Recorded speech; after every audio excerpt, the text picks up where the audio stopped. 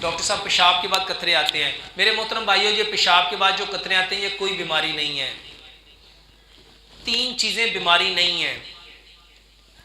نبی صلی اللہ علیہ وآلہ وسلم نے فرمایا ایک منی ہے، ایک منی ہے جو احتلام کے ساتھ آتی ہے، ایک مزی ہے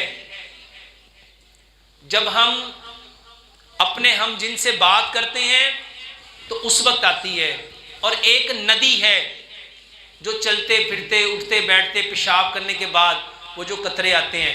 یہ پیارے پیغمبر جناب محمد صلی اللہ علیہ وآلہ وسلم نے فرمایا یہ جو منی ہے اس کے اوپر غسل ہے، اس کے اوپر غسل ہے، اور یہ جو مزی ہے اس کے اوپر وضو ہے، اور یہ جو ندی ہے اس کے لیے صرف چھینٹا ہے.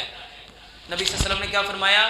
جب آپ وضو کر لو، پانی میں اپنے ہاتھ میں چلو پانی لو اور چھینٹا مارو، پانی لو اور چھینٹا مارو. میرے محترم بھائیو، یہ بیماری نہیں ہے. پیشاب کے بعد جو قطرے آتے ہیں یہ بیماری نہیں ہے. میرے محترم بھائیو، اس کے لیے نا سمپل میں ایک دوائی بتاتا ہوں.